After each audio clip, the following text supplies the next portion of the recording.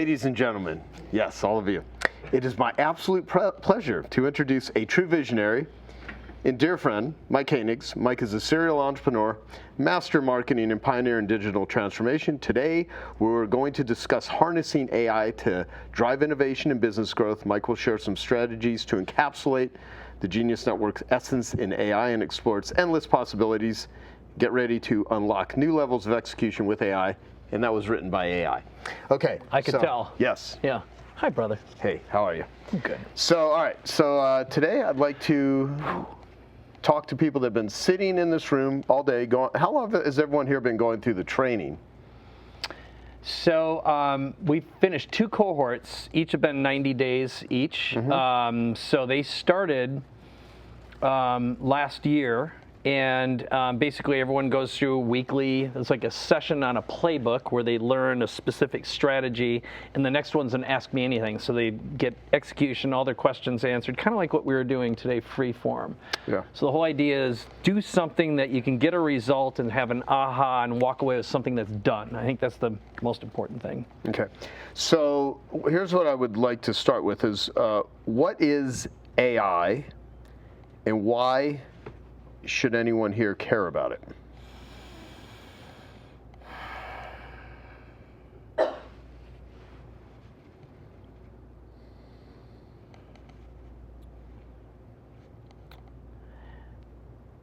Well, imagine all of human information and knowledge stored in a system that you can interact with and get an answer to just about anything. I did not say stored wisdom. So I think it's the most transformational tool since the internet, and I think it will help human beings evolve if it's used properly and make us more human, which I wouldn't necessarily bet on. But I think it's completely going to transform the way we think, learn. It'll probably solve some of our biggest energy, medical, human challenges. And every industry is going to be affected by it. So what is it? It's just a tool, but I think it's the most important tool ever invented. Mm-hmm. And what was the second part of the question?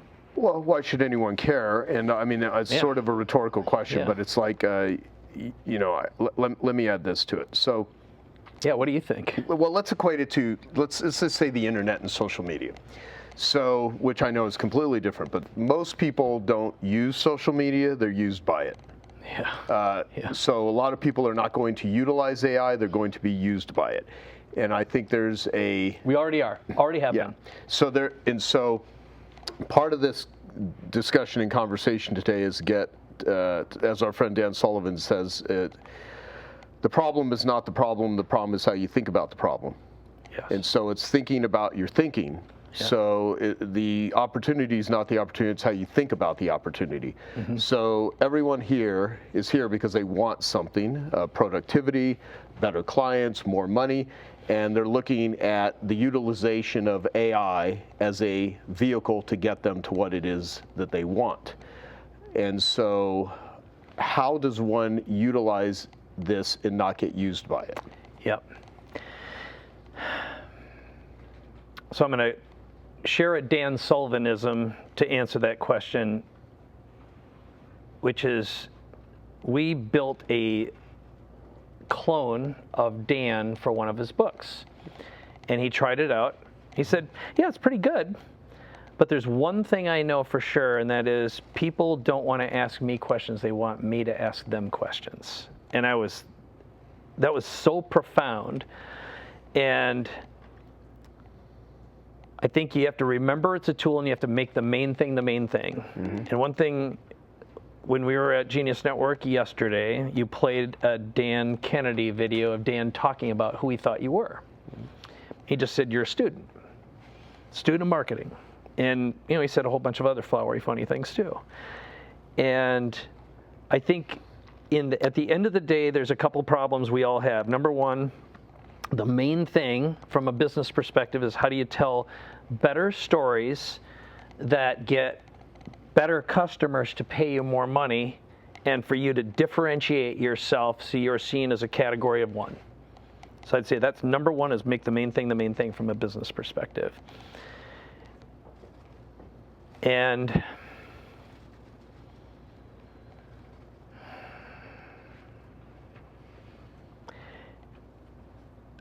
it is so easy, and part of the frustration of everyone that's been here in some way, shape, or form is there are so many shiny objects. There are hundreds of new tools that are coming out every week. It's absolutely overwhelming, and I think you only need about 10 to really make a difference, really 5 that can make a profound shift, and also becoming a specialist. Yeah. So the last thing on that is we all have people problems. Our first problem is us. I get in my way, you get in your way, and we forget how to dream bigger and be positive and all that. And then we got people who work for us who stop evolving, they stop growing, they stop learning, or they don't do what they need to do because they're unresourceful or their trauma gets in their way. Yeah. So I think for me, I have to look at this from a beginner's mind, right? And I also have all this preconditioning of how I've done my life, how I've figured things out. And there's an advantage with not knowing certain things when something new happens, because now you have to unlearn all of the things that you. So I think in order to best adopt AI, and again, I can only speak for myself, I have to unlearn a bunch of ways that go about it. And the way I equate it is, the first recorded use of the word entrepreneur was in 1804 by a French guy named Jean-Baptiste Say, who said an entrepreneur is an individual that takes resources from a lower yield to a higher yield, from a lower level of productivity to a higher level of productivity. So whenever you make something better, that's entrepreneurship. And so an analogy I've used to explain that is there are axes and lumberjacks, and they are chopping down trees. And then all of a sudden someone invents a chainsaw, and it is a more effective, efficient way to take down a tree. And if you're the first person to show this chainsaw to a bunch of lumberjacks who have made their whole life putting forth effort in chopping down trees, you're taking my job. Exactly. They're going to be like, what the, first off, their worldview is, it's very hard to wrap your head around. This is a better thing, and it's very hard for taxi drivers or hotels to accept Airbnb or Uber and all of these innovations. And now we have one that's infinitely faster, greater, bigger, and affects everything. It's not just in industry, it's everything. And so when it becomes and you're talking to a world filled with, for lack of a better comparison, lumberjacks. And all of a sudden you have like the most efficient, it's a lightsaber, that can think for you and can clone yourself, and you don't even need to hold. I mean, it's just, and it replaces some of the most creative cognitive skills and does it better. So with that, most of things that are going to change, I don't even know what that is, right? All I can do right now is sort of prepare my mind and learn the abilities that I need to do. So my question here is, how do you think about this because I've seen you're a promoter. You are a guy who studied marketing and sales. You actually like to entertain. I hate being poor. That's really what it is. That's my trauma. So that's a good one. So I've seen you adopt a bunch of things, but this you've really taken a liking to, and I think you do. I've sat in rooms with people that are brilliant at AI, but they can't communicate it like you communicate it in ways to just everyday people on how to use it. So I think there's the ability to translate this to others in how you position yourself. And I think the years of marketing that you studied in salesmanship applied here are really valuable. And I think if every person in this room left and said, okay, I know how to double my productivity. I know how to write, copy, promote myself, and position myself in greater ways, they would all have an advantage. They would have a greater advantage. Because I think, no matter who what I'll say with this is that, since we talked about Dan Kennedy, last interview I did with Dan on my podcast, and I've spoken at a ton of his events. He used to speak at all of my events back in that, and he said, you first get paid for what you do. And then if you're really good at getting paid for what you do, you then start getting paid for who you are. Yep. And so famous people do more whoing than they do whating, right? So once you become a who, like a Kardashian, or you become like someone famous, you could just simply get paid to walk into a room. And you have all of these personalities and all of these people. Now you have a system that can do a better what than most of the people. And we're going to see people that were really known for who they are. Now someone's going to come along with the advantage of AI, and they're going to blow them out of the water. So how does one harness this to make themselves not only a really effective what, but a really effective who? Yep. And so you're known, and I think you as an early adopter here, no matter what happens, because there are people that are way better at all this shit than you are. For sure. But the way that you're packaging it and the way that you're presenting it and making it useful, it doesn't matter, because there's always someone smarter than all of us. Yeah. But they're not out there promoting. They're not out there packaging. And so this still requires unique packaging. So to simplify my question is, Yep. how does everyone here with these tools become the most effective what and the most effective who in their worlds, not our worlds? Yep. Yeah. So I wrote down a couple ideas while you were going through that. Thank you, by the way. So when you talk about getting paid for what you do versus who you are, so it's like information has no value. There's a very famous person who was in the room with us today, and he asked me some questions. He said, I've got 150 hours of interviews. And I said, doesn't have any value anymore. Back when we started in info marketing, thud factor, a whole bunch of books meant something. We got a stack of stuff and we'd pay for it, and we'd go to like Carlton Sheets and yada, yada, yada. And it was like knowing that we had that stuff meant we could reference it and use it when we needed it. So it was like just-in-time learning had value. Internet destroyed that. It didn't devalue information. It just meant all information was kind of available all the time if you knew how to get access to it, or you could pay for it cheaper. And then you think about what AI now. So here's the evolution. I'm going to answer your question, but I think evolutionary, I was thinking about, like, what do I see everyone experience? First of all, a lot of anxiety. I had an anxiety attack this week thinking about AI because I got overwhelmed, and I thought, holy crap, like, I got my head around this pretty well, but I got scared because it's moving way, way too fast. Yeah. And every evolution of the next version of ChatGPT is going to make a bunch of businesses obsolete. Bunch of jobs obsolete. And there's a whole bunch of people who have never touched or used AI, and they don't even know that they should be afraid of this little phantasm that's floating around. And that terrifies me. So what's the cure? Curiosity. That's your greatest quality, by the way. You're endlessly curious. You'll talk to anyone. Yeah. It gives you access to anything and anyone, and that's a human skill. That is not an AI skill. I'll just say this, even though I'm interrupting. It's okay. I've never had that discussion with him about curiosity, and it's something I rarely say, but that is also, I think, my greatest advantage is I'm insatiably curious, and I ask people a ton of questions, and I always want to figure out stuff, and I'm fascinated by just why people do what they do and the way things work, and I'm always meddling with things to try to, I'm very curious, and I think curiosity, and Einstein said curiosity is more important than intelligence. And you know what else is? You said the other word. I think it's your other greatest quality, fascination. You're fascinated, and for good reasons.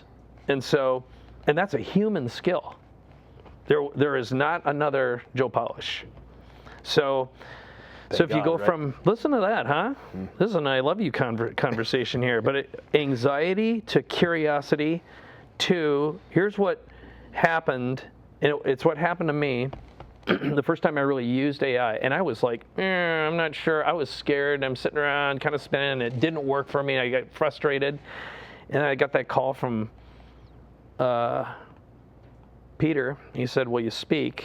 And by then I had kind of figured out a few things, and it was like, I'm going to get great at this. I'm going to hang my reputation on the line. So I think a willingness to take a risk on your reputation, your identity, leads to that shift. Like, what is it, if you think about what is it that made you make the biggest shift in your life and learn the most in the shortest period of time, what was it? Desperation more than inspiration. I mean, you know, some people get inspired. I was just in a lot of pain and I needed to get the hell out of it. And so I needed to find a way out of, I needed to quit drowning. And so I, you know, it was moving away from pain, not towards pleasure. And I think I just had enough frustration where I was just so sick of it, and but I was putting forth effort, but you know, it's that whole, there's no relationship between being good at what you do and getting paid. Yep, desperation versus inspiration. I think you just nailed it. And what would cause you to make a shift in behavior that reprograms and rewires your brain? And I think what happened when I witnessed the abundance, the access to all information again, and knowledge too. It wasn't just information. And then so I wrote down, so you go from info, knowledge, wisdom. So the implementation thing is record everything and learn how to ask better questions. If you stay in a state of curiosity, fascination, and abundance, there is almost nothing we can't figure out or solve now with AI, and soon, I mean, I just heard this and I looked it up and it seems to be true, okay? That human knowledge is doubling every 12 hours. Now, most of it is crap. It is not wisdom. Yeah, there's a lot of data. But data has to be turned into something. Yeah. So back to what you were saying earlier about how I've been able to adapt, I'll tell you, my secret is simple. Use cases. I go out, I ask a lot of questions, and I'm like, I think I can figure out how to fix that, and I'm resourceful, because I was poor. I had nothing growing up. Yeah. So it's good programming. Yeah.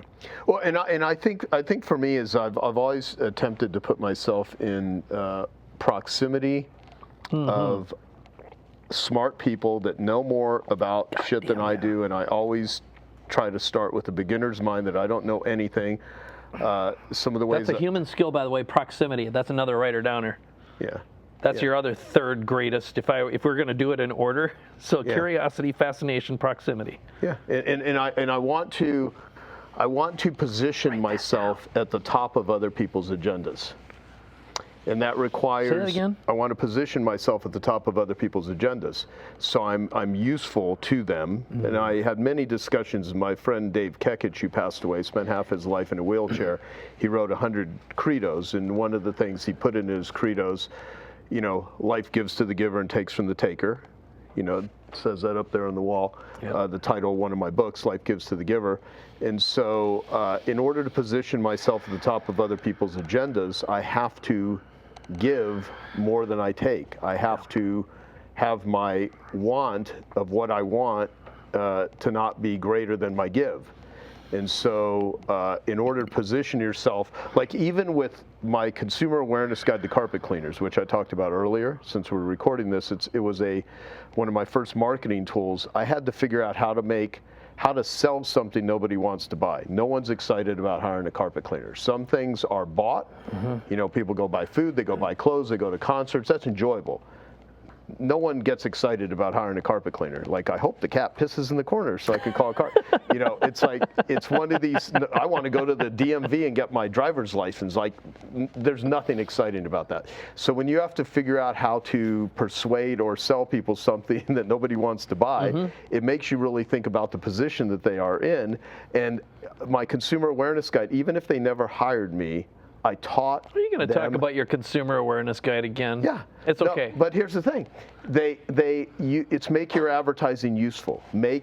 So the point is be useful and valuable to people no matter what. So if you're going to use AI or if you're going to use a broom, you know, just be useful with it.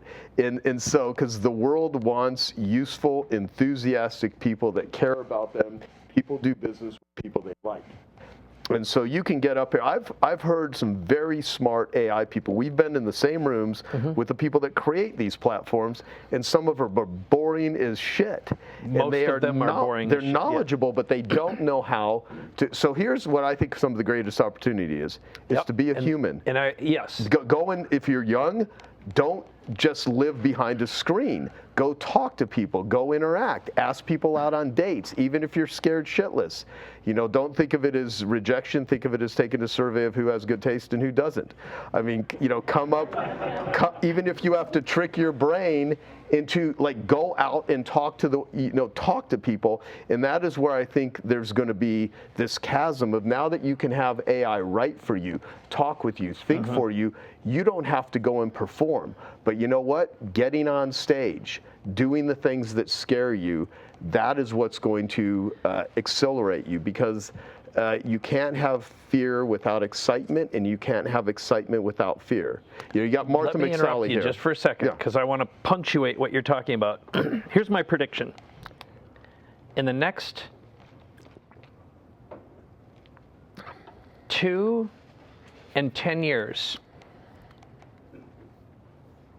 entertainment is going to get classified as AI entertainment, human entertainment. And you know what one of the most valuable skills ever is going to be?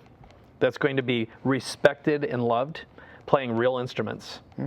I guarantee it's going to come back like a savage. Being a real artist, being a real speaker, being someone that just can create something, because when the machines can create it all, it becomes a scarce resource. And Cal Newport, who I've interviewed before, he's written a whole bunch of books. He had the one first book that he became well known for was So Good They Can't Ignore You, and that was a line from Steve Martin when he was asked, what makes you a great comedian? He's like, what makes a great comedian? You got to be so good they can't ignore you.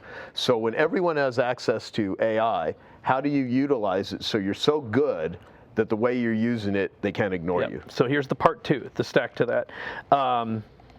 So everything you've been talking about in your last one of your qualities is positioning, right? Do a great job of that. So every problem is a storytelling problem. That's a classic marketing thing. Now, the reason why I've been good at and successful at, and I get asked back to speak about AI, is because I open up with entertainment, and I'm using whatever the latest thing is, whether it's AI-generated music or, before it was like, whatever, puppets and whatever. It's entertainment. So when you think about what's the problem every business owner has, how do you differentiate yourself? It's storytelling, but it's packaging, positioning, messaging. And I heard those words for 30 years, and I don't think I really understood them until 6 years ago. I really got it. And I'm like, ugh. All right. How do you make yourself unique? It's like, look, I am not special. I'm far from it. But I figured out how to navigate a weird brain. Yeah. Right? Just like you figured out how to navigate a weird brain. And if you listen to Dan Sullivan, he says 5% of the human population are entrepreneurs, and all of us are aliens. And if you're here and you've figured out how to be successful, you figured out how to navigate your unique weird brain and package it. Yeah, well, here's the funny thing too that I've thought of a lot, because I've read over 1,000 books. I've gone to more seminars than almost anyone I know. I've done. Is that all? Only 1,000? It's got to be more than that. I think you've been saying that for 10 years. It's got to be more. It's definitely more, but it's hard to keep track of it at this point. You should update your number. And maybe. Yeah, 19,991. No, but here's so I've been to a ton of therapy. I've sat through many 12-step groups. I'm always working on the flawed human that I am, and I hear people all the time. They come to any learning event, anything. I'm trying to learn something. I'm trying to figure this out. Yep. And there's a whole bunch of people here, and every person here has a different worldview, problems, challenges, opportunities. Everyone has. Everyone here has a different definition of success, and they're all trying to figure stuff out. And I find it kind of funny, because people are like, well, what do I need to do? What's the next step? How do I do this? And it dawned on me that you're doing it by sitting in the room, that you're doing it by reading the book, you're doing it by listening to the podcast. And part of it is, what do you do? It's just the willingness to actually be on the path. It's not that you arrive anywhere, you're just on the journey, and some people are not on the journey.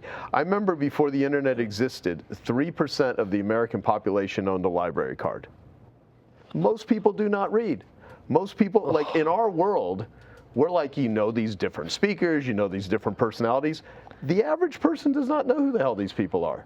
There's movie stars that everyone knows. There's socialism and communism gets recycled every once in a while. Exactly. Right? That's where the tipping point of envy and resentment shows up. It's a lack of a willingness to be curious, resourceful, to learn, to shift behavior, and get outside of a paradigm, a lie you've been telling yourself all your life, or someone else passed it on to you. Yeah. At the time we're doing this, most people do not know anything about AI. Nothing. I mean, they've heard about it. They maybe dabble with it, but and most people sitting here are thinking, I am behind the curve. Most of the abundance, like our friend Peter Diamandis, he has Abundance 360. I created the very first event that became Abundance 360. And most of that was an excellent positioning statement, by the way. Yeah, of course. That's how I seed all these things. What the hell was that? That was not me. Okay. So, so now I'm losing my train of thought. Peter Diamandis, Abundance 360. Oh, so the whole abundance movement is driven by scarcity. So people are like, I'm going to go to this event because I'm afraid of being left out, so we can hear about abundance. But it's like, oh shit. So here's the thing. The FOMO drives so much. It really does. And people don't want. This is one of the realest of real ones ever. I will say, like, with the internet, it was still kind of trying to figure itself out. This one is undeniable, right? Yeah. And so since we talked about Dan Sullivan, I'll ask you the question this way. So Dan has this DOS conversation. And the DOS conversation is, if you ask someone, if we were to meet 3 years from today, what needs to happen? Dan Sullivan question, you mean? Did I say, who did I say? You said DOS conversation. You mean the Dan Sullivan question? Well, it's a DOS conversation, but it's a Dan Sullivan question, which is, if we were to meet 3 years from today, what needs to happen both personally and professionally for you to feel happy with your progress? We could say, if we were to meet a month from today, what needs to happen both personally and professionally for you to feel happy about this AI conversation, or 6 months from today? And everyone would have a different idea. But whatever your answer would be, there's the DOS is dangers, opportunities, and strengths. So every human, myself included, there's all these dangers that I have in my life. All of us have opportunities of where we want to go, and all of us have strengths. And people don't reach their opportunities if they can't eliminate their dangers. And so there's real dangers, like there could be a war, or there could be an illness or a sickness, or I don't have the money. You know, I want to buy something, but I don't have the money. Then there's the psychological dangers, is I don't think I can learn AI. Oh, I'm too old. Oh, I'm too young. I don't have. And so most of the things that stop us from doing what it is we want to do are not real threats. They're psychological things. And so the psychological dangers are greater than the physical dangers. We're actually in the safest time in the world in human history, although since the pandemic it doesn't feel that way. Before, it's safer to fly than it ever has been, but when 9/11 happened, it didn't feel safe psychologically anymore. So the psychological dangers are what kill people today more than they are the physical dangers, even though there's a lot of physical dangers, and there are wars. There's a lot of difficult, terrible things that are happening in the world at any given time. But most of the stuff that we make up is our own worries and our own psychological dangers. And so in order to reach your opportunities, you have to eliminate or minimize your dangers. And the way that you do that is you borrow from your strengths. And so the more that you can strengthen yourself in different areas, like what are the great things about you? What are the awesome clients? By investing the time here today, how many of you feel more capable today at 4 p.m. than you did at 9 a.m. this morning as it relates to AI? That's pretty quick, right? Yeah. You learned all kinds of stuff. I mean, there's all kinds of, now you're not an expert in most of it, and a lot of it, like I just heard of the app, I haven't even used it yet. But that's a huge leap. And if you consistently do that, every single day. And I sucked when I first started studying marketing. And I was broke and I was living off credit cards. But I had this enthusiasm. I was like, I'm going to figure it out. I'm going to learn it. I'm going to keep doing it. And then pretty soon, and so the reason most people don't get in better physical shape is they're not. So we got Dr. Jeff Spencer here, world-class coach, trained some of the world's top professional athletes, athlete himself. And basically, most people don't work out because they're not willing to work through the burn. Because if you've not lifted weights or run or done anything, and you just decide today I'm going to start working out, you're going to be sore as shit. And it's going to take a few weeks before the soreness goes away. But when you work through the burn, all of a sudden you get stronger. You get muscle, you get endurance. And most people won't work through the burn. So my question to you is, what's the best way that you think to work through this burn in order to get from what I do with all this to, man, I feel pretty good and I'm pretty skilled at this right now, because you have now figured out how to make a few $1 million a year with something that you weren't even doing a year ago. And you're not that bright. Nope. Yep. Nor am I. Yep. Nor am I. Yep. And I'm saying he's that. Stupid and ugly, but he's up here right now. You're quite bright, but it's not like you're some superhuman here. You just put a lot of effort into it. I did put a lot of effort into it. So work through the burn. Yeah. So here's the best way to work through the burn. It's one of three things. I've been thinking about this a lot. One of them is to create a really useful product and use AI to tell a better story faster, to sell more stuff to a better audience. Okay, classic marketing. Another one is learn the tool to become, and I like 10 times more useful to other people than you were before. And right now, that's like shooting fish in a barrel. Like back when I started doing internet stuff, way before there was an internet, like acoustic coupler modems with rotary dial telephone in the 70s. And back when it cost it's either $5 or $15 for a roll of thermal paper to put in a Texas Instrument. We didn't have a screen. It was printing on paper, right? But I thought, this is the library of the future, and I always loved information. And I like microfiche back in the oldie-timey days. Right. Most of you don't even know what the hell that is. Obsessed with information and accumulating information. I had stacks and stacks of magazines, and I just wanted it. I wanted access to information. And it's because I was good at recalling useful things that would help someone and solve a problem. And it's like, Michael know the answer to that. So I was good at it. So the point is, I think AI can make you 10 times more useful and smarter without even trying. It's actually, you have to unlearn how to think to be more effective at it. Okay? So it's selling a better product, becoming more useful, or collaborating. And the story I started out with today with what happened at Strategic Coach, when we did an exercise, we combined our unique abilities and created valuable intellectual property in less than an hour. And I used AI and no one else did, and then we made a little video commercial. And Dan said something along the lines of, that would have cost $250,000 and 4 to 6 months of work if a traditional agency would have done that 15 years ago. And you did it in 40 minutes with basically free software. So the fact that you've got access to literally trillions of dollars of information, knowledge, tools, and infrastructure to build almost anything on a limitless basis, I think the first thing is you've got to be useful first. And like purpose, right? Again, a very human quality, which is what we're really afraid of, losing our relevance and purpose here. So I think being a little bit afraid is a good seed. But the easiest one is solve someone else's problem and get paid for it. Second one is sell something better, make something better, and make yourself more unique. And the third one is collaboration is so damn easy.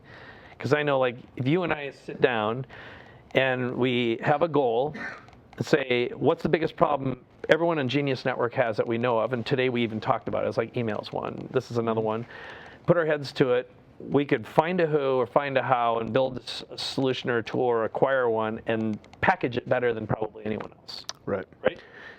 Yeah, totally. Here's what I'd say. So there, you've heard of the content economy, the attention economy.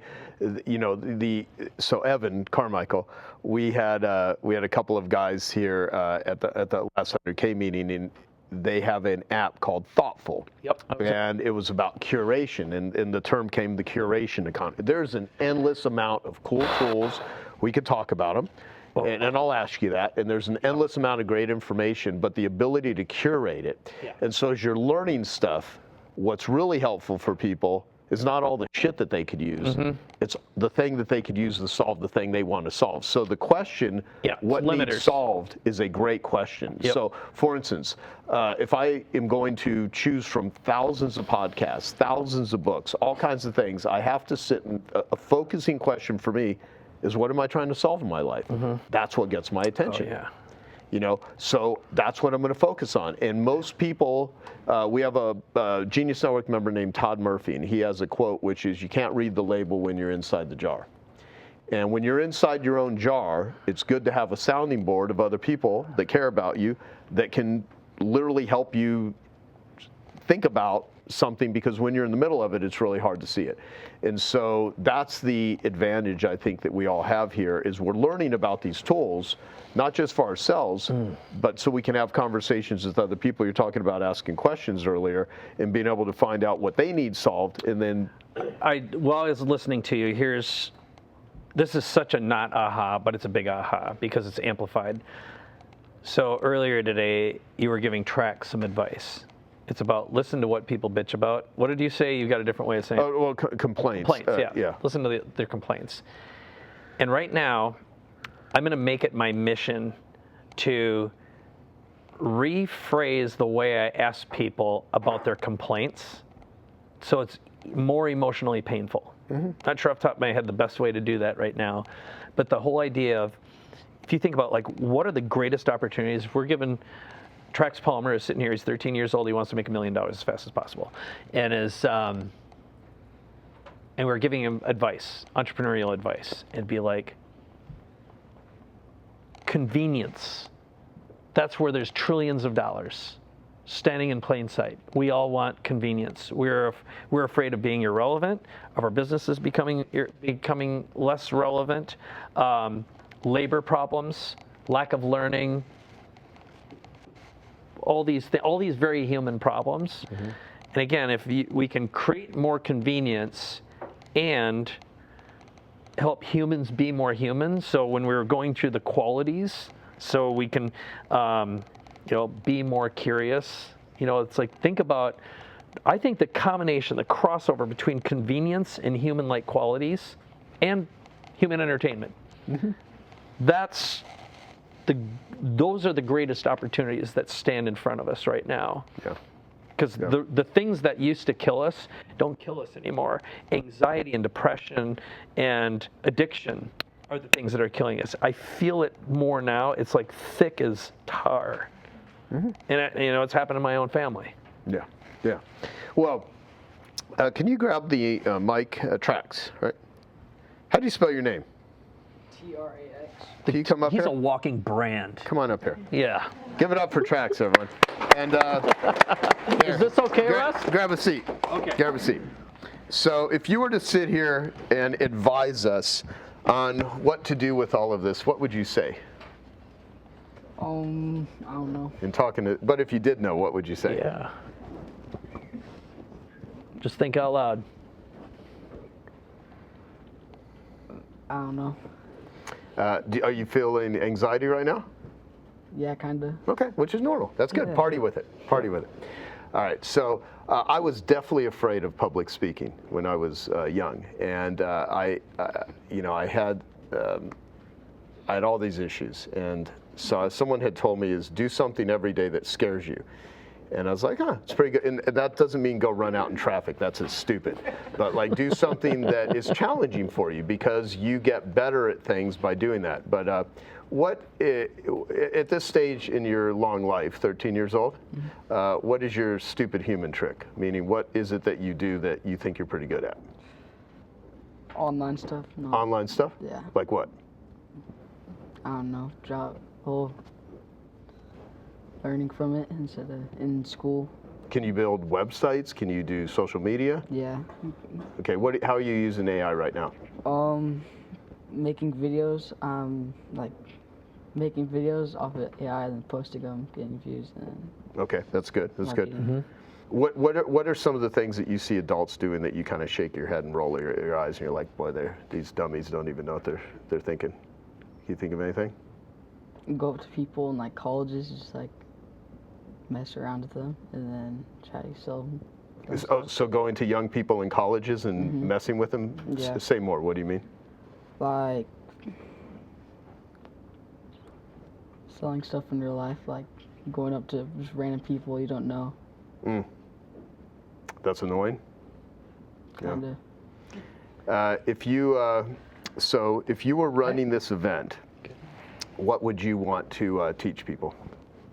How to make a successful business. Does your dad have a successful business? Yeah. What are the qualities that you have learned from him watching him? How to do a good job. Where do you think that comes from? FAFO. Just figuring stuff out. Yeah. F around and find out. Yeah. Do you use profanity at your house or no?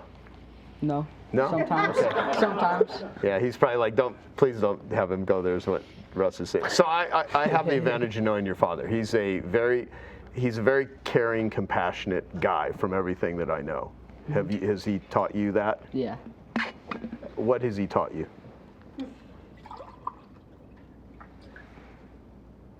I don't know. Well, you do know, but you're kind of worried about if you say it. Yeah. Are you worried about looking bad? I don't know. You don't know? Well, okay. Let me say this. So the fact that he brought you here, why do you think he brought you here? So I can learn stuff. Yeah, yeah. And do you know what you want to do when you get older? Not work for myself. Yeah. And by the way, I'm the worst person to try to dispense advice in this particular area. People are like, well, what should you do? You should be 13 years old. You should be 17 years old. You should go around and just screw around. You should just be a human and be caring. Do you get in fights? Not yet. All right, good. Yeah, Good. exactly. Yeah. Yeah. You haven't met anyone who deserved it yet. That's what happened. Yeah. Now, And- I have one quick question for you, because one of the things that came up, you said, how do I make $1 million, right? Before I'm 18, before I graduate high school. Why do you want to make $1 million? Why is that important to you? If you had to guess, what would you be Help able to other do that you people. can't do right now? Help other people. Like, what would be Teach one people. thing? Okay. Teach them how to do the same thing? Does anyone have any questions for him? Just yell it out.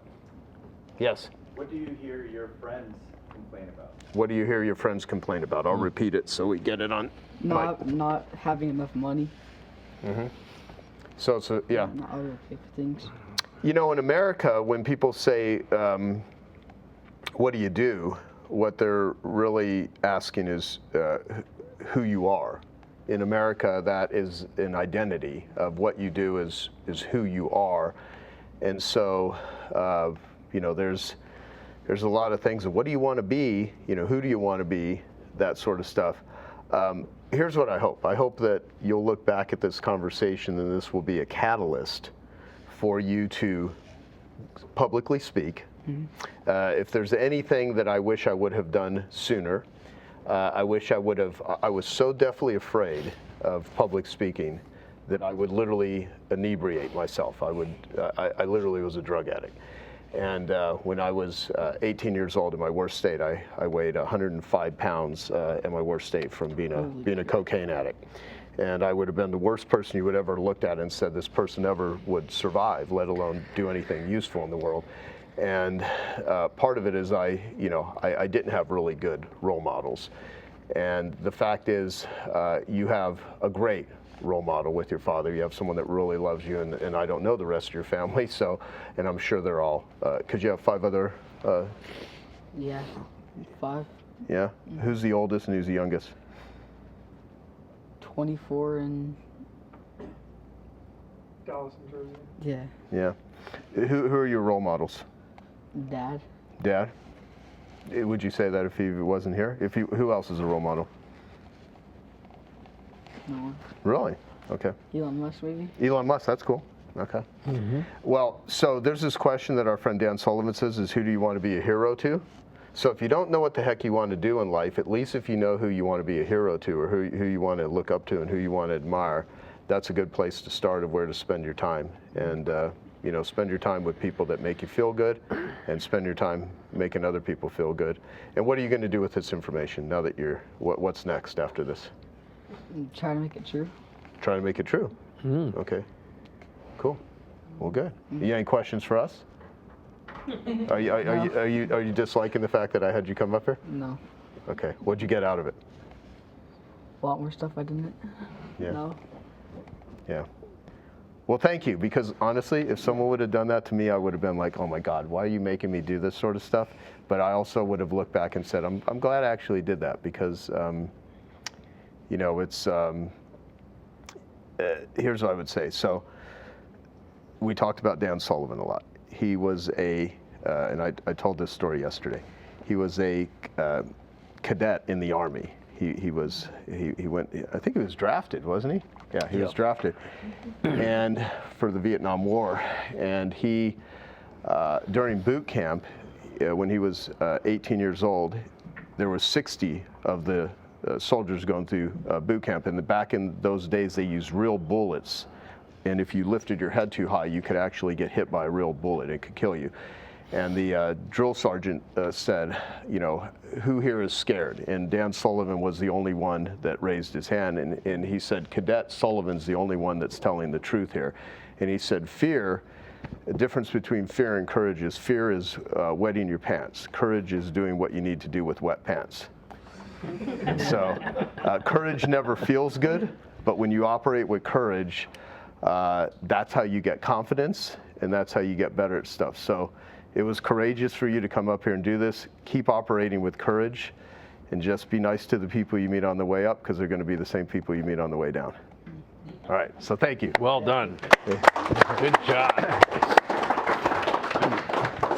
All right, so can I ask you some let's do some rapid fire questions that will get to some practical stuff. So how do you choose what to learn and what to avoid when it comes to AI, especially with limited time? Yep. So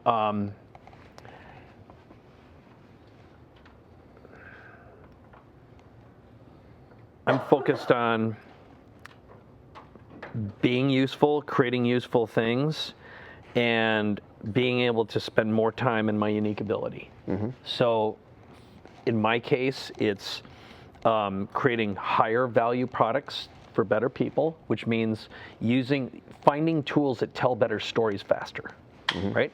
So today, we used a bunch of different tools that are in the arsenal of the top 5 to 10 that I use all the time. And I set timers. So I allow myself, so I do not F around and I do not waste time. So I treat, like everyone on my team knows, my time, I value my time at $10,000 an hour. Okay? So that's the way I behave. Yeah. And I behaved that way, and that made the biggest impact on my income and my value. And also when I play and make things about my unique ability. In my case, I think I've been writing really good books lately. And it's because they're solving my problem and solving the pains and complaints that I hear other people have too. Yeah. So that would be. And by the way, these are the questions that were compiled as a result of the conversation we had, so I'm just going to ask them because they're kind of what we all talked about. How do you choose your top 10 apps for your industry and stay on top of the ever-evolving landscape without getting distracted by shiny objects? Yep. So the first thing is I found tools that help me not waste time playing with bad tools. So I have really strict time limits. I will, first of all, anytime I see something, so I have access to a lot of information. I subscribe to YouTube, and that's the only social media channel I use because it's easier to judge if something's valuable or not. And I don't click on or use any other social media unless it's someone I really, really trust. So that's the first thing. I just eliminated poison and time wasting. And I demonstrated 2 tools today that I use to determine if a YouTube video is worth watching or not, right? And I always, the only thing I spend time on is something that solves a problem I have or someone else has. So in my top 3. So I just say no to it. So I've created lots and lots of really, really tight containers. $10,000 an hour value, tight container, filter everything. I have a giant clock. It's a countdown clock, and it's on my phone. That's what I do. 10 minutes goes by, I kill it fast, because what did I do? I just burned $2,500. Gotcha. Right? It's a good way to do it. So then I'll answer the second part, which is the what tools are the best to help get there. So the first and most important thing is the sooner you have a discipline to record absolutely everything all the time, you're amazing at it.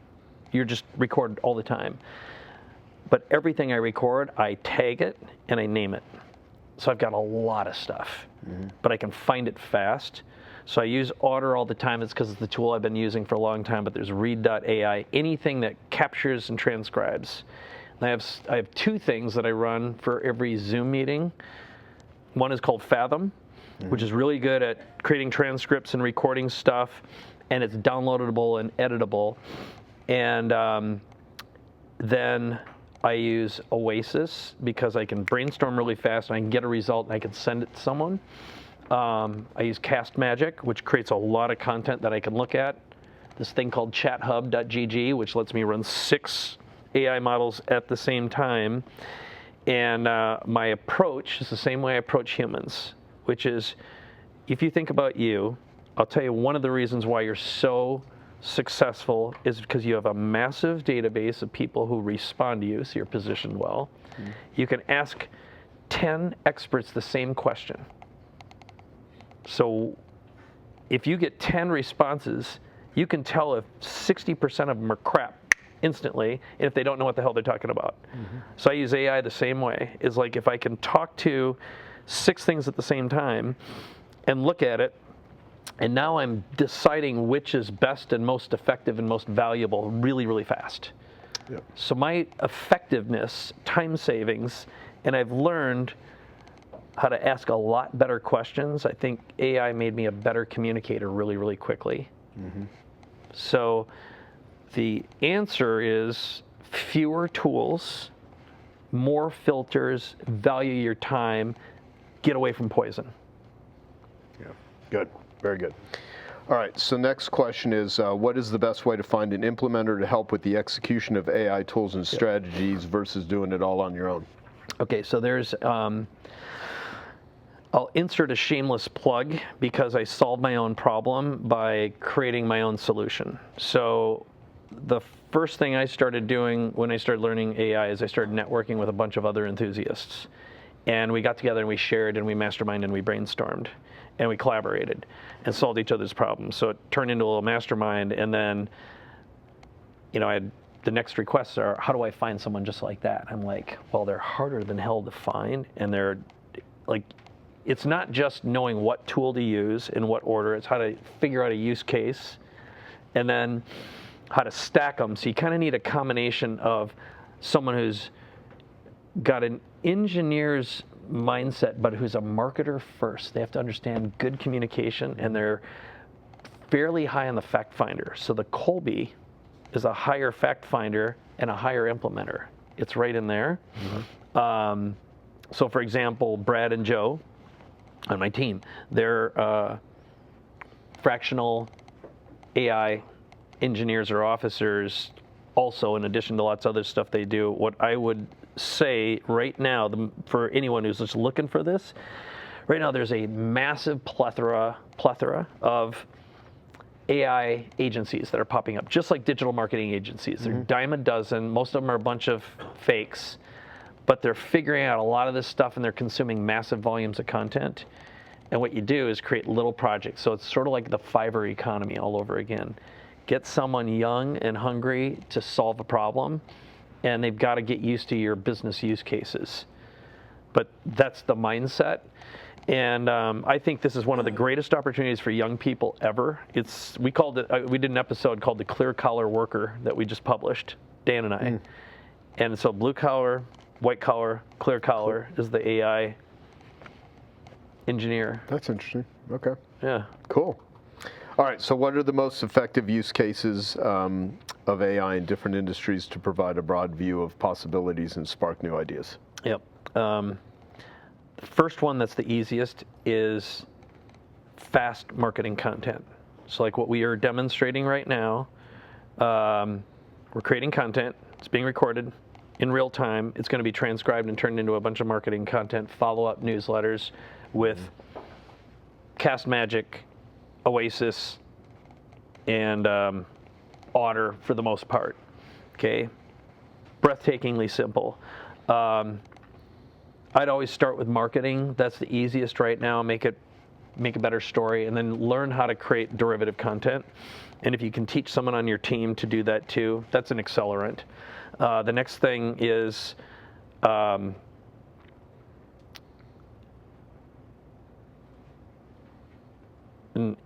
my book, there's a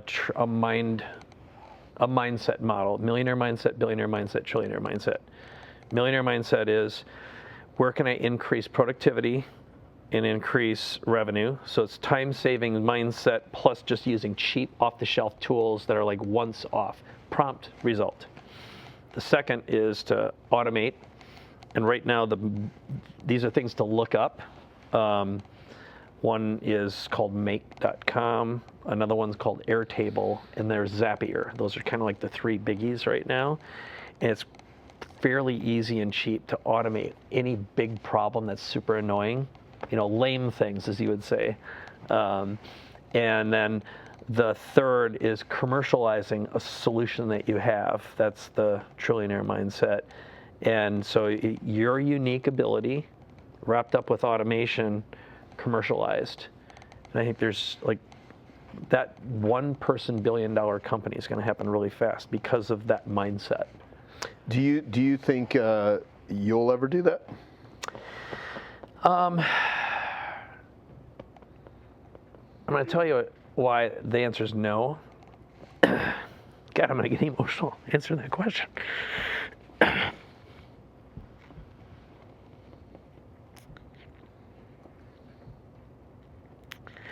More does not make me happy at all.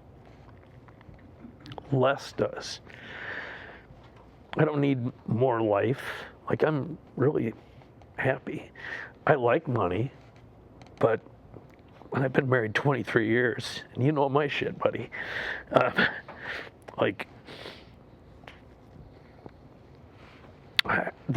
have a tool that made me more human. I'm happy because of it. I'm working with people I love. I don't I'd rather create a couple billionaires and more millionaires and I just want to be with them. Collaboration is what I love. I don't really care about me in that context. I'm a lonely entrepreneur. That's what feeds me. Yeah. It'd be interesting if you actually, who becomes the first billionaire, One-person billionaire, or what they would say, what of how they actually got there, because it would be interesting to, you don't know what it's like to run a 4-minute mile if you've never run a 4-minute mile. Well, you can maybe know what it's like. There's observational, maybe there's, but to actually see, here's what it is, here's what it takes, and it's,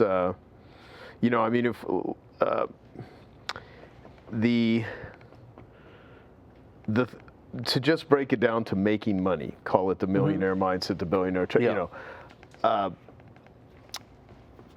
It's amplified value creation and improvisation are some of the concepts that I think I've seen the most breakthroughs happen fastest. Yeah. Well, and look, I mean, Make it up and make it real, Dan would say. Totally. No, nothing happens if someone doesn't have the vision to make it happen. I mean, Elon Musk wants to colonize Mars. He's not colonized Mars, but he wants to, right? And until someone actually starts down the path, there's no way it'll ever happen, right? No one else is launching all those rockets that fast either. Exactly. And so, oh, how sweet are you? Thank you. And so, let's just take something that both of us know how to do relatively well. Not at billion or trillion dollar levels, but definitely at $1 million levels, right? We both run multi-million-dollar businesses currently, but I ain't running no. It's a miracle. I ain't run. Yeah, it is. And I'm not, I'm not running some $100 million a year company. I'm not running a $1 billion company. $100 million problems. Yeah.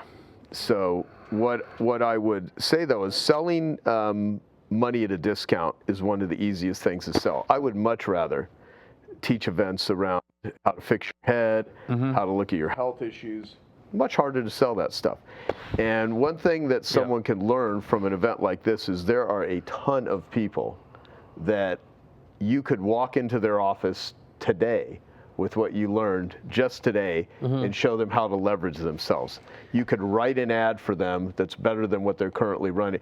Insanely easy. Yeah, like it's funny. I would teach advertising people that are in the advertising business that need more clients. Go get Valpak coupons or money mailers that you get mailed to your house as junk. Look, every person in there is spending money to try to get clients. Find their physical address, write a better ad, send them a copy of their ad saying, hey, you're currently spending X number of dollars to run this ad. Make an automation that will scan it and build it. Yeah, I've created a new one for you. Yeah. Would you like to have a conversation about it? You will get phone calls. People will call you up. They will want to give you money. And so if you can, so selling, every person bought your course and came here because they were buying money at a discount. Out of all the stuff you teach, productivity, how to make more money is a lot more exhilarating than how to increase your productivity, because everyone has greed glands and everyone wants to make more money, right? And hope. So my whole thing is sell people what they want, give them what they need. Yeah. So it's interesting the way you answer that, because you have survived cancer, you've gone through a lot of stuff, and that you can get someone's attention, but underneath all the salesmanship and all the entertainment is this a sweet guy that wants to help people. But you got to get him in the room somehow, right? So it's nice to be seen. Yeah. Yeah, thanks, man. Yeah. So and here's the thing. I never poo-poo money, because people that say money isn't important try living without it. It's really important. And no, being poor sucks. Yeah. And living, like I grew up in a really cold place in Minnesota. It's a nice place to be from. I'm going to my 40th high school class reunion this week. And I just, I don't need to drop the disaster bomb, but it's going to be grueling, because most of them never got out. Right. Yeah. Well, and that's another thing too. See, like the people that say money can't buy happiness. Rakeem in there, we went to an improv class. He came up with a line where we had to follow up with a line: money can't buy happiness, but poverty can't buy shit. No, I can't. And so goddamn good, man. And the best way to help the poor is to not be one of them. Okay. And the other is I buy happiness all the time. I mean, there's lots of things that money allow me to buy happiness. And even if you're a miserable person with money, you can buy someone medical care. You can help someone that's struggling. So even if you are miserable yourself, with money, you can help a lot of people out of misery. So money is a very valuable thing. And at the same time, it needs to be a servant, not a master. Because, both of us know a lot of very wealthy people that it is never enough. And, we got Ken Wells back there, and that guy knows billionaires and people that got more money than I could ever fathom that go to him because they got all the money in the world, but they don't have the joy. They don't have the happiness. They don't have the presence. So now, hanging out with billionaires is fascinating. Yeah, I know quite a few of them. Yep. I have lots of interviews with them online. Yep. Yeah, it's an interesting thing. Yep. All right, so we'll get back into some practicalities here. So let's see. So how can sharing success stories and examples of AI implementation inspire and motivate others in the community? And let me preface it with this. Yep. When I learned that I could have success doing what I did, teach in my carpet cleaning business. Let's just go to that one. Then I started teaching other people, and a lot of the people I would teach would buy my course, they would use it, they would have success. Others would buy the course, they wouldn't go through it, they wouldn't do it, whatever. And what I learned about that is that someone can look at you, or they can look at someone else and say, that person's successful. They can look at someone else that use it, that person's successful. They can do it, but the real obstacle is, how can I do it? See, that's the biggest thing, is like, you can see all these other people that have done it, but until you can be like, how can I, Jeff Spencer has had to go through this with mindset stuff. Well, yeah, but I'm not one of them. Well, what is one of them? What is it that makes a champion mindset, right? What is it that, why is someone a winner and another person is a loser? So winners find ways to win, and losers find ways to lose. Every person wherever I'm losing in life, I have figured out a way to lose. Wherever I'm winning in life, I've figured out a way to win. So so how can sharing success stories and examples inspire? All right, so I have an idea for the very end of today, when we do kind of our wrap-up integration and how all these tools come together, is we'll capture some of the successes of some of the people that have been through our program. And I have some of them, but you can't get transformational stories unless you're in person sometimes, and you don't get the same one unless you're doing an in-person conversation. So one of the things that Matt brought up is, how do we create things like a competition and success? And I gotta tell you, the honest to God truth is, I hadn't thought of that specifically. I can't believe, but you're a sports guy. You spent your time in competition and know the value of doing that. You brought it up, some variation of this as well. It's just, how do we create this community? And I think, we opened up today with, what's something that you've experienced, and what's a transformation you've had. And it's not all financial, right? It's like, I saved some time, I inspired someone, I created a better product. And I'm a little speechless, because while I was doing online info marketing, everything was about getting that testimonial, and I'd string together a bunch of testimonials so more people would buy stuff, and someone would trigger, God, if that person can do it, I can do it too. And like, I knew every psychological trick, and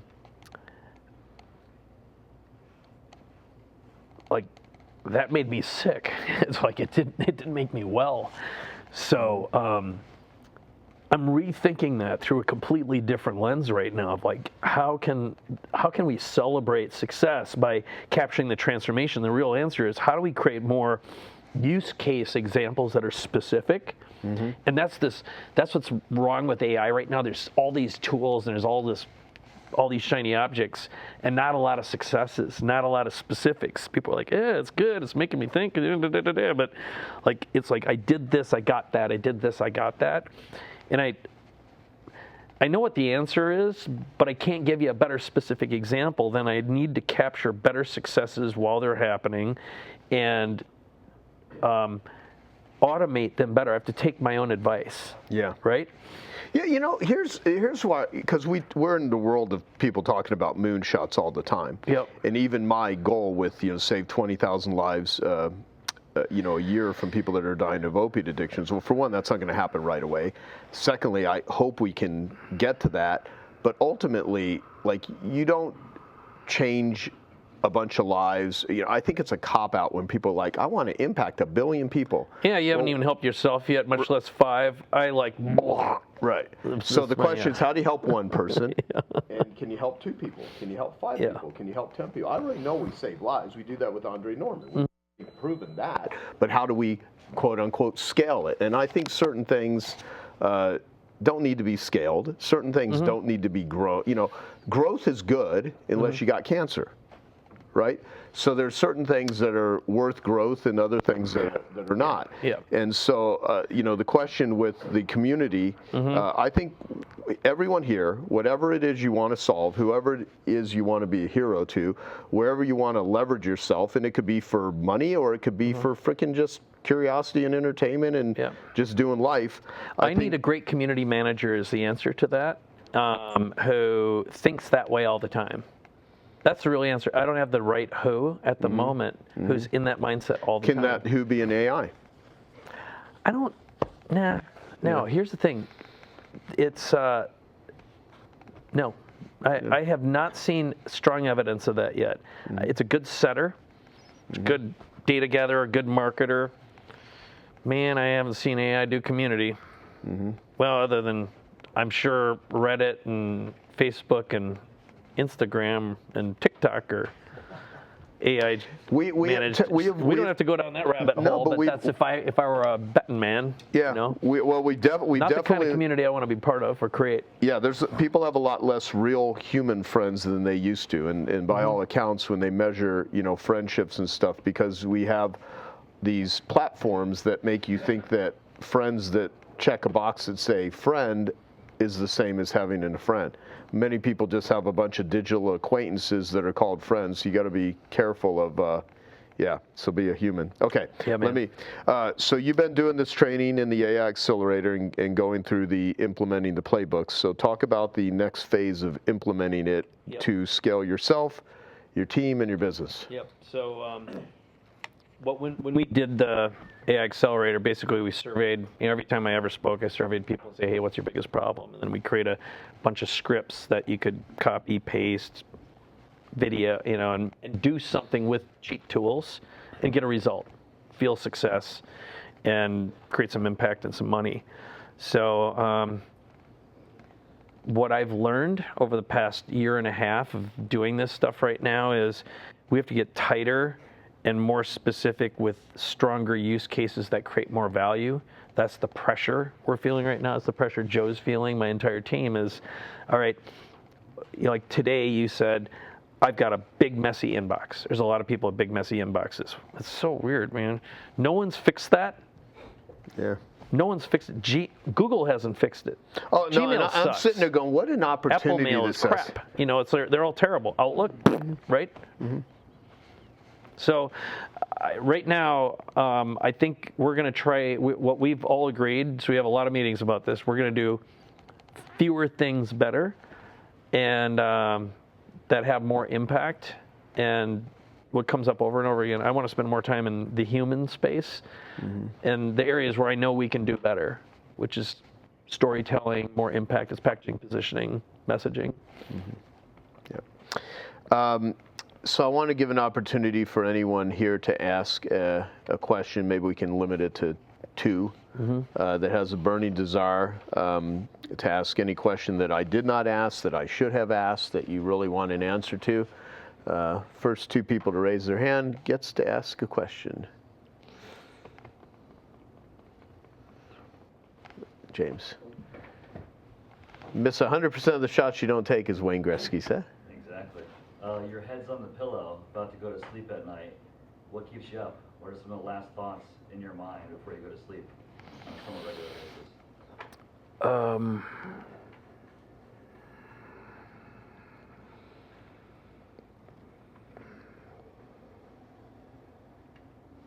Well, I got the usual batch of family stuff, right?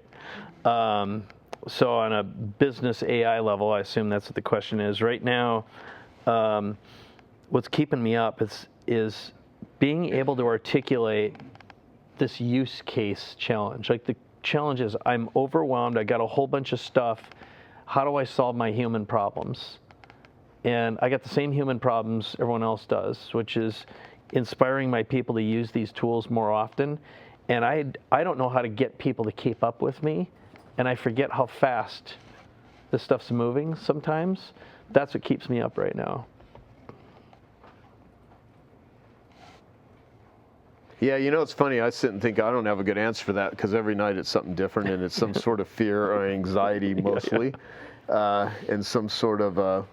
I did want to keep it short and simple. Yeah. Yeah. No, but it's an interesting question because there's the driven, the hunter versus the farmer. We had Doug Brackman who wrote the book Driven. He's a Genius Network member. He was here for the last couple days, and people that are hunters, they have a hard time sleeping because they have to protect, and so it doesn't make it bad. It just makes it a certain level of wiring. But I'm going to think about that one. Yes.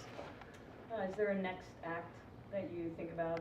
Not necessarily after AI, but maybe as an evolution from AI, but your next act? Yeah. Here's what's been brewing for a couple of years. My wife is a super fascinating, interesting human being.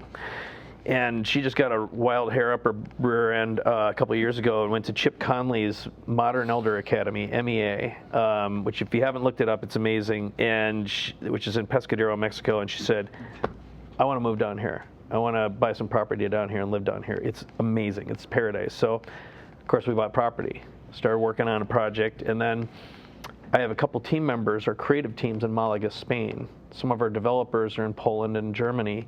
So we're building a home in Spain, and I've been meeting and working with some more internationals lately in my team, and it's helped me grow and think better. And I just love the idea of impacting some international lives with AI. And the second part, my wife is on my ass right now. She wants me to adapt AI Accelerator for young people. And I don't want to capitalize it, is the God honest truth. It's going to take a check writer, but there's so many young people, especially young men right now, who are lost, and I think teaching them how to become AI apprentices is it could solve so many challenges and create so much purpose. It's bigger than me. I don't mind being a Steward of it? Yes. Someone else has to handle it all. And if that involves me writing a business plan or me writing money or me running a nonprofit, the answer is hard no. I love my life and I love my wife too much for that, but it's necessary. So if it isn't me, it's someone else. So I read this yesterday. I have it on the. It's hanging on a little frame in the. We have this bedroom closet that goes through the master bedroom into the kitchen area, and it says it's from Alfred V. Souza, S-O-U-Z-A, Souza. I don't even know who it is. And I was saying yesterday, I still have it. It was not on a bathroom wall. You think, no. Okay, No, right. it's close to a bathroom, but it's not quite in the bathroom. No, it's like this little picture frame. You probably can't see it from up here. But it says, for a long time, it had seemed to me that life was about to begin, real life, but there was always some obstacle in the way, something to be gotten through first, some unfinished business, time still to be served or a debt to be paid. Then life would begin. At last it dawned on me that these obstacles were my life. And, I used to have all these culture wall signs back here, gaping void images, and one of them is a quote from Dan Sullivan that said, other people's bad news is your good news. And there's a lot of bad news in the world. There's always going to be bad news in the world. And the thing that I frame myself is that problems are actually the raw material we need in order to make more money and to help other people. Yeah. If you're hungry, that's bad news. But if you can go to a restaurant, that's good news. If you break a leg, that's bad news. But if you can go to a doctor and you can get help, that's good news. And so most money, not all, but most money is made transforming other people's bad news into good news. They're bored. Do you have some sort of entertainment? Do you have a movie theater? Do you have something that you can do that can turn their boredom into more excitement? And so, one of the keys is not to run away from problems, but to reframe them as all of the raw materials needed in order to help and accomplish what it is. And if you are a person that can utilize AI to take so many of the world's problems and make them a little easier, add a little bit of sunshine to people's lives, that's great. Because most people hate problems and they think they're going to wake up one day. Their dream is, I want to have my beach house where I can walk outside and all my no problems are there and everything's wonderful. And we have great material things and wonderful relationships, and that's a fantasy world. My opinion, and take what you like and leave the rest, as they say at 12-step groups. My perspective is the treadmill of shit never ends. It is constant, never ending. What does change, though, is the way I view it, how I resource myself, how I interact with it, and how I minimize or eliminate some of the unnecessary crap that I would bring into my life. Because, the fact is, there's always problems, and that, I think, is good news. There's good news, and AI will create a tremendous amount of solutions and a tremendous amount of complexity. And the people that bring simplicity to the complexity of people's lives are the ones that not only are probably going to make the most money, but they're the ones that are going to do the good. So this is going to be a very complex thing for most people. So I just want to acknowledge everyone for coming here and sitting through this and investing your time, your attention, your money, your effort, your energy, which I call TAMI, investing your TAMI into learning about this, because the people that will not, you have an opportunity to help them with this stuff, and just F